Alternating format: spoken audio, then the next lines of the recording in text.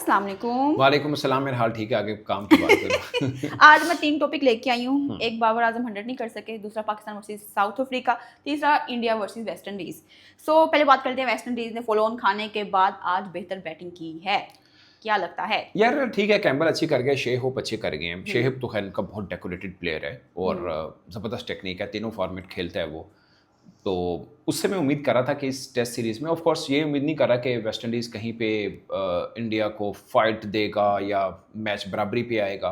वो कहीं पर मैं एक्सपेक्ट नहीं कर रहा था, अगरचे हमें इसी साल वो एक टेस्ट मैच हरा के गए हैं। इवन कि ऑस्ट्रेलिया को भी लास्ट ईयर उन्होंने एक टेस्ट मैच हराया है, हमारे खिलाफ तो सीरीज़ ड्रॉ करके गए हैं वो। सो बट वहाँ पे क्या था, विरी कैन ने 19 विकेटें ली थी 2 टेस्ट मैच में, जहाँ पे अभी तक पूरी वेस्ट इंडीज टीम इंडिया को ऑल आउट नहीं कर पाई है। 518 पे डिक्लेयर किया था, अभी तक में 97 रन पड़े हुए हैं उनके, एक इनिंग भी फॉल ऑन हो गया है। सो मुझे लगता है कि मैच के चौथे रोज चौथा हो जाएगा वेस्ट इंडीज का। और अगर ये बैटिंग का एक देखें, अभी बड़ी ज़बरदस्त कैम्बल और शे होप अच्छा खेल रहे हैं, बट एक विकेट गिरी ना तो फिर एक तो है डे नया, उसमें बॉलर भी थोड़े फ्रेश होते हैं, आएंगे जाहिर है एक आधी विकेट लेने की कोशिश करेंगे शुरुआत में। अगर कोलैप्स करते हैं फिर तो ये लंच तक भी सोच सकते हैं कि लंच तक भी मैच इनकी टीम घर पहले तो 97 रन उतारने हैं। तकरीबन 3 घंटे का खेल तो रहता है, 3-3.5 घंटे का, तो 3-3.5 घंटे रुकना है। बट मैं ये एक्सपेक्ट नहीं कर रहा कि वेस्ट इंडीज़ इसको लंबी क्रिकेट में लेके जाएगा, लाइक कि कल टी तक बैटिंग करे और थोड़े रन बचा के दे और फिर इंडिया को कहे कि आप आओ बैटिंग करो। आई डोंट थिंक सो कि इस तरह की फाइट बैक वेस्ट इंडीज दे सकता है। बट एक चौथा दिन थोड़ा लाइवली कर लें, अगर पूरा लंच तक बैटिंग कर लें, आगे भी थोड़ा और लेके जाएं। बट मेरे ख्याल में डिफीट इज सर्टन, ये हार है वेस्ट इंडीज़ की। वन साइडेडली कहने, फॉलो ऑन के बाद आप बल्लेबाजी कर रहे हैं। ठीक है, 2 आउट हुए हैं, 97 रन पीछे रह गए हैं, बट फिर भी मुझे नहीं लगता कि कोई किसी तरह से 173 पर 2 इटसेल्फ ठीक है। बट आपको पता है इस साल 7 टेस्ट मैच में पहली दफ़ा उन्होंने 200 का हिस्सा क्रॉस किया। So it's a pathetic performance by West Indies. उनको देखना अपनी रेड बॉल क्रिकेट कैसे बेहतर करना है। इंडियन कप्तान शुभमन गिल ने भी एक इससे पहले बोला था कि वो ज़्यादातर T20 क्रिकेट या वाइट बॉल की तरफ ध्यान दे रहे हैं, तो रेड क्रिकेट इसलिए उनकी डिस्टर्ब हो रही है। और मुझे भी लगता है कि रेड क्रिकेट का इतना इंटरेस्ट है नहीं, उनके क्रिकेटर ज़्यादातर लीग क्रिकेट खेलते हैं, वर्ल्ड लीग्स के अंदर ज़्यादातर वेस्ट इंडियन नज़र आते हैं। सो क्रिकेट को संभालना है, इवन कि T20 क्रिकेट या लीग में भी अपने जिंदा रहना है, तब भी आपको रेड बॉल के ऊपर अपना ध्यान देना पड़ेगा। ये इटसेल्फ 173 पर 2 बज़ाहिर तो ठीक है, कैम्बल ने भी 87 शायद रन किए हैं if I am not wrong, yes, और 50 वो 66 शे होप भी खड़े हैं।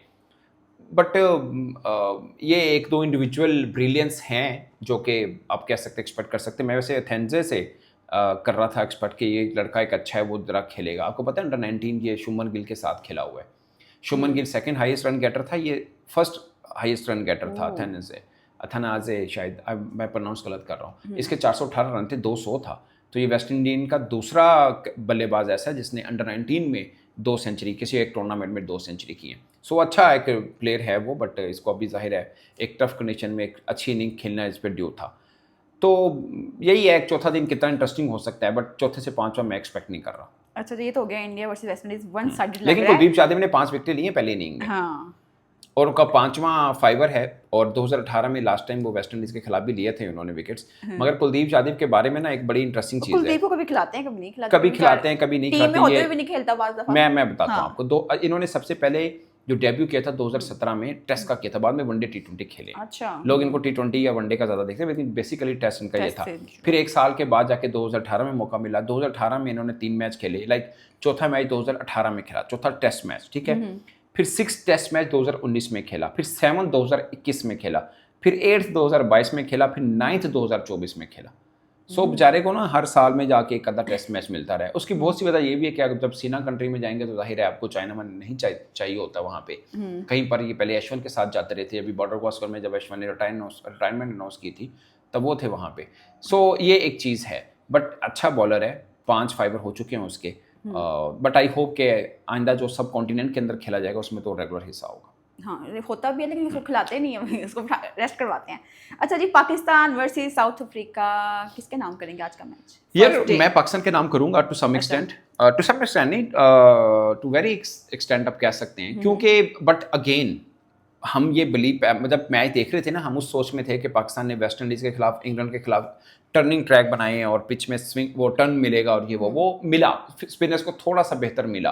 फास्ट बॉलर के कुछ था नहीं, रबादा ने एक विकेट लिए, बाकी फास्ट मोल्डर ने तो ओवर भी ज़्यादा नहीं किए, तो बाकी फास्ट बॉलर के लिए कुछ है नहीं है, स्पिनर्स के लिए है। पर मुझे डर ये लग रहा है कि ये पिच सीधी, बाज़ वक्त क्या होता लाहौर में, मैं I am not good pitch reader, लेकिन जो एक्सपर्ट्स थे उन्होंने ये कहा था कि चौथे पांचवें दिन में जाके क्रैक्स हो सकते हैं। सो पहली इनिंग अगर आप लेट्स अज्यूम कि हम 100-150 रन और करते हैं, जो कि बज़ाहिर मुश्किल भी है, क्योंकि अब अगर कोई आउट होता है फिर नुमान अली, साजिद का, शहीन और हसन अली की बारी आएगी, तो फिर स्टे मुश्किल रहता है। हाँ, अगर पहले अभी आकर अगले दिन ये थोड़ी पार्टनरशिप जमा लेते हैं, इस आगे मजीद जो है कोई 104 की हो चुकी हुई है, 14 रन की सॉरी हो चुकी हुई है। सलमान आगा और रिजवान दोनों ज़बरदस्त खेले हैं, दोनों अच्छा खेलते भी हैं, तेज़ भी खेलते हैं। मुझे लगता है अगले दिन में आके शुरू का घंटा संभल के खेलना है तो ठीक है, फिर थोड़ा सा तेज़ करना पड़ेगा, क्योंकि कहीं पे विकेट गिरी तो नीचे सारा टेल एंडर है। और ये भी एक बात है कि नए दिन, अगेन वही बात, पिच भी आप कह सकते हैं मॉर्निंग टाइम की होगी, टेस्ट मैच है और वो भी फ्रेश होंगे, तो आते विकेट बचाना शुरुआत में ये भी बहुत ज़रूरी है। सो एहतियात ज़रूरी है, कम से कम अगर 125-150 का हम और बना लेते हैं तो एक अच्छा टोटल हो जाएगा। फिर मैं ये डर रहा हूँ कि अगर पिच ने बिहेव चेंज ना किया और बैटिंग टाइप रही, क्योंकि आज जाहिर है अब 313 पे आपके 5 आउट हैं, बल्कि आपके 160 समथिंग पे एक आउट था, फिर 199 के ऊपर 5 आउट हो गए आपके, विकेटें एकदम गिरी हैं आपकी। सो अगर साउथ अफ्रीका को ऐसा कंडीशन, उनको बैटिंग मिल जाती है पूरा एक दिन, तो आप सोचिए उनका स्ट्राइक रेट बेहतर होगा, वो टेक्निकल आपसे बेहतर है, ठीक है, आपके स्पिनर्स उनके स्पिनर से बेहतर हैं, साजिद और नुमान की आप बात कर लें। बाकी हसन अली हैं, लास्ट टाइम जो हम जीते थे साउथ अफ्रीका, उनके खिलाफ 10 विकेट्स उन्होंने लिए हैं, सो उनके ऊपर भी डिपेंड रहेगा।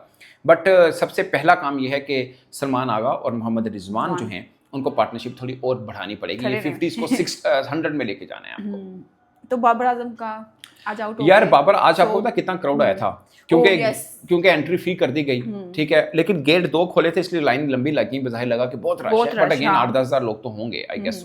सो जबरदस्त टेस्ट में इतने लोग आए, अच्छा लगा देख के, कलरफुल था और सब मजेदार था। और ये पॉलिसी भी क्रिकेट बोर्ड की ठीक रही कि आपने फ्री कर दिया कि लोग आएंगे तो आके बैठे, कई लोग गुजरते होंगे यार चलो बाबर बैटिंग करा जाके देख लो। हाँ, सो बहुत से लोग बाबर की बैटिंग भी देखने आए। एक बीच में वो कंट्रोवर्सी भी हो गई कि जब बाबर आजम एक स्कोर के ऊपर अपील हुई उनके खिलाफ, तो आउट नहीं थे, तो रमीज राजा ने एक जगह पे बोला देखो जी ये ड्रामा करेगा। अब उन्होंने किसको बोला ये ज़ाहिर क्लियर नहीं है, सिर्फ ऑडियो आ रही है, नो वन नोज के किसके बारे में बोला। लेकिन मैं इंडियन मीडिया देख रहा था, वो ये कह रहे थे कि रमीज ने बाबर आजम के बारे में ऐसा बोला।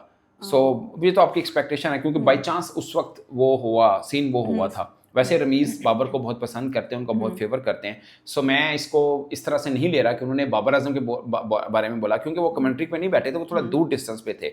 ऑडिबल जरूर रही उनकी बात, मगर वो पता नहीं किसी और से बात कर रहे हैं, कोई चीज़ देख के बात कर रहे हैं या क्या कह रहे हैं। वो कमेंट्री तो कर नहीं रहे कि जो उसने हम ये समझे कि बाबर पे कहा है, बट ऐसी बात हुई, किसको कही उसके ऊपर हम कुछ भी कहें वो तुक्का है। लेकिन बहुत से मैं देख रहा हूँ इंडिया के ऊपर चल रहा है कि रमीज ने बाबर आजम के बारे में बोला कि देखना ड्रामा करेगा, तो वो नॉट आउट था बाबर उस वक्त। खैर बाद में इनिंग को बड़ा नहीं कर पाए थे बाबर, तो ये एक जरूर है। बट ड्यू है उनके ऊपर, 72 इनिंग्स हो चुकी हैं, उनका कोई शो नहीं आया ओवरऑल तीनों फॉर्मेट में, और 27 इनिंग कितनी हो गई हैं 2022 दिसंबर 2022 से लेकर अब तक टेस्ट में कोई शो नहीं आया उनका। तो सो उनके ऊपर ड्यू है 3000 स्कोर 67 इनिंग्स में वो कर चुके हैं WTC में, और बेस्ट इन सब कॉन्टिनेंट इस एतबार से ठीक रहा है, क्योंकि अभी साउथ अफ्रीका जो खेल के आए थे उनकी एक इनिंग में एक टेस्ट मैच में 250 भी थी। ऐसा नहीं उनके बल्ले से रन नहीं आ रहे, रन आ रहे हैं, मगर शो नहीं हो रहा, चूंकि बाबर का शो हम काउंट करते हैं और देखने कब शो होगा वो वहां तक ठीक है। 10 मैचों में उनके 90 से 99 स्कोर गया, सेंचुरी तो रह गई 9 या 10 मरतबा उनके 90 प्लस रन है ओवरऑल सब फॉर्मेट में, ठीक है। तो ये है, तो 27 टेस्ट इनिंग हो चुकी हैं, कोई उनका शो नहीं आया। टोटल 106 मरतबा वो स्पिनर्स के हाथों आउट हुए हैं, but his average against spinner is 58। सो इस लिहाज से ठीक है, मगर स्पिनर्स के हाथों ज़्यादा आउट होना भी बाबर को देखना है कि यार, असल में बाबर का ये हम देखते हैं वो स्वीप नहीं मार रहे। आप देखें रिजवान ने 2 छक्के मारे, दोनों स्लॉग स्वीप पे मारे थे, तो बाबर स्वीप शॉट नहीं मार रहे। और कोहली भी कम मारते हैं, मगर बाबर बिल्कुल नहीं करते हैं। इसीलिए ना प्रभाव जयसूर्या जो श्रीलंका का लेफ्ट आर्म स्पिनर है, उसने बाबर आजम को 6 बार आउट किया हुआ है। नाथन लाइन ने 5 बार आउट किया हुआ है। महाराज जो कि नहीं खेल रहे हमारे लिए अच्छी बात है, उसने 3 बार आउट किया है। सो स्पिनर्स के खिलाफ बाबर आजम के शायद रन की एवरेज तो ठीक है, मगर विकेट खोने वाला जो सीन है ना, वो बाबर को करना है। और एक और चीज़ जो आपने मेंशन नहीं की, वो अब्दुल्ला शफीक है। मुझे लगता है कि अब्दुल्ला शफीक पाकिस्तान के हाईली रेट किया जाता है उनको, बट वो इनिंग नहीं आई उनके बल्ले से। आखिरी 14 टेस्ट मैच में 176 रन हैं टोटल, 14 की उनकी एवरेज बनती है, उसमें एक 100 भी है, और 100 उस पिच पे है जहाँ पे इंग्लैंड ने हमारे खिलाफ 823 शायद रन किए थे। सो उस पिच के ऊपर 100 माने नहीं रखता है। तो ये उनको अब्दुल्ला शफीक को देखने हैं। Again very good batting by Imam-ul Haq, Shan Masood, again आगा और रिजवान तो खड़े हैं। आई होप के बेहतर हो इससे आगे। स्पिनर्स को हम क्यों नहीं खेल पाते इतना अच्छा यार? पूरे सिर्फ बाबर आजम का मसला नहीं है, सबका ही मसला, हमारे पूरे बैटर्स का। इनके पास स्पिनर अच्छा, महाराज होता तो एक अच्छा क्वालिटी स्पिनर था। अभी इनके पास अच्छे क्वालिटी स्पिनर नहीं है, तो इनको थोड़ा कंफर्टेबली ठीक खेल लिया हमने। लाइक उसने तो 2 छक्के भी मारे हैं रिजवान ने, आगा भी अच्छा खेलता है। तो ये कल का दिन देखना है। वो जो कहना है कि स्पिनर को अच्छा नहीं खेलते, हाँ नहीं खेलते, मगर इनके पास इतने क्वालिटी स्पिनर नहीं है कि हमारे लिए कोई थ्रेट फील हो। मैं इसलिए कह रहा हूँ ये आपके पास ब्राइट चांस है कि फर्स्ट टेस्ट को पकड़े आप लास्ट में। और जो हमारे 3 भी कैच भी छूटे हैं, अगर वो ना छूटे तो हाँ, आगा का कैच छूटा, वो तो बिल्कुल नई बॉल के ऊपर। हाँ, इमाम का छूटा और शान मसूद का। और देखिए इमाम और शान मसूद ने 161 की पार्टनरशिप लगाई है, इक्वल किया रिकॉर्ड यूनुस खान और कामरान अकमल का। दोनों की हाईएस्ट पार्टनरशिप थी अगेंस्ट साउथ अफ्रीका, वो भी लाहौर में थी, इनकी भी लाहौर में है। और एक और साउथ अफ्रीका के बारे में बता दूं, ये वर्ल्ड टेस्ट चैंपियनशिप के चैंपियन है, लाइक डिफेंडिंग चैंपियन है, मगर ये साइकिल इनके लिए बहुत टफ है। वो इसलिए कि एशिया की 3 बेहतरीन टीमों के साथ उसको अवे टेस्ट सीरीज, लाइक ये पाकिस्तान में खेले हैं, अवे टेस्ट सीरीज कहते हैं इसको। सो पाकिस्तान के खिलाफ 2 टेस्ट मैच खेलने, फिर इंडिया के खिलाफ खेलने हैं। अच्छा, तो टफ है। फिर इसी साइकिल के अंदर आखिरी टेस्ट मैच, आखिरी टेस्ट सीरीज इनकी श्रीलंका के खिलाफ है। और जो अपने घर में भी खेलना है ना, वो भी ऑस्ट्रेलिया और इंग्लैंड के खिलाफ खेलना है। अगर ये अब WTC का साइकिल का फाइनल खेलते हैं ना, मैं सैल्यूट करूंगा। बहुत टफ मुझे लगता है, WTC के साइकिल में सबसे टफ इन्हीं का टूर है। इन्हीं का ही है पूरा एशिया घूम के जाएंगे। इससे एशिया भी घूम के जाएंगे, ऑस्ट्रेलिया भी इनके पास आ रहा है, इंग्लैंड भी इनके पास आ रहा है। अपने घर में भी सुकून नहीं है। एक बांग्लादेश की सीरीज है, वो इन्होंने वो अपने घर में खेलनी है, वो समझें आप, इनके पास टोकन है, बाकी सब मुश्किल है। चलें, कल का दिन बड़ा ही इंपॉर्टेंट है, Pakistan versus south Africa and India versus West Indies के लिए। देखते हैं इंडिया वाला तो मुझे लगता है रिजल्ट ओरिएंटेड होगा। पाकिस्तान वाला जाहिर है अभी दूसरा दिन है, अभी तो पार्टी शुरू हुई है। Let's see. Okay, thank you so much, bye bye. आज मौसम बहुत अच्छा है, सो एंजॉय। चलते हैं बाहर। Okay, bye.